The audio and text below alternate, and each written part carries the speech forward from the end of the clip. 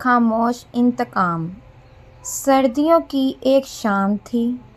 सूरज पहाड़ों के पीछे छुपा हुआ था और धुंध ने पूरे गांव को अपनी चादर में लपेट लिया था।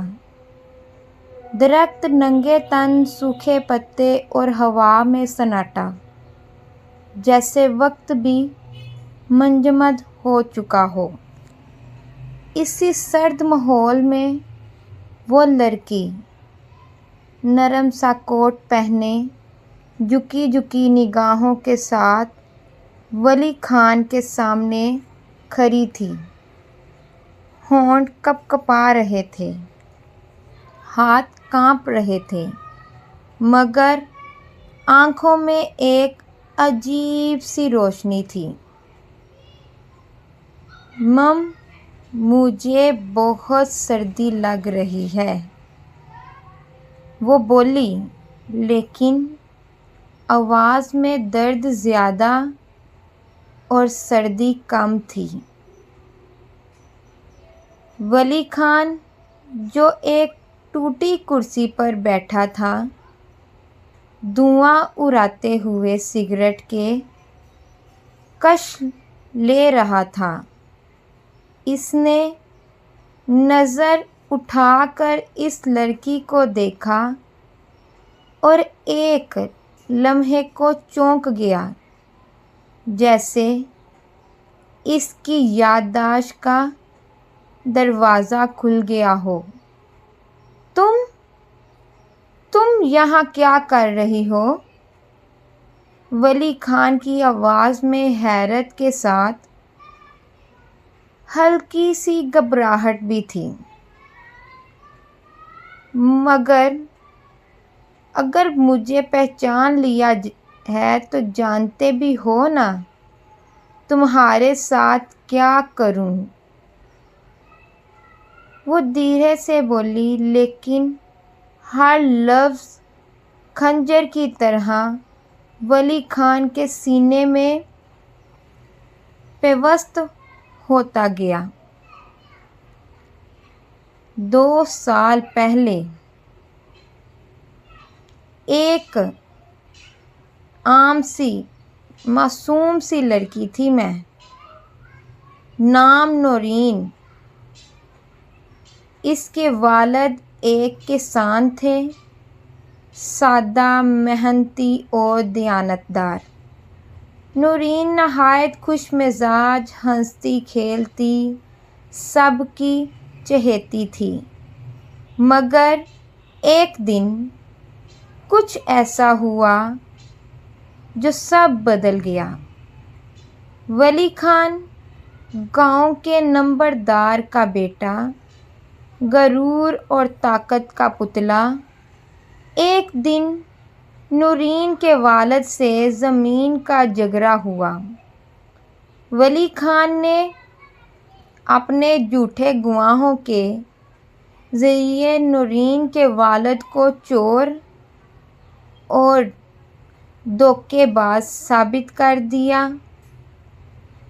इसी दौरान नूरीन पर भी इल्ज़ाम लगाया दिया कि वो वली खान के साथ ताल्लुकात रखती है। गांव की पंचायत ने सुनी अनसुनी की और नूरीन की इज़्ज़त को मट्टी में मिला दिया। इसके वालिद दिल का दौरा पड़ने पर से चल बसे। माँ पागल हो गई और नूरीन खुद को लेकर शहर चली गई। खामोशी के साथ, बगैर इंतकाम का वादा किए, सिर्फ वक्त के सहारे।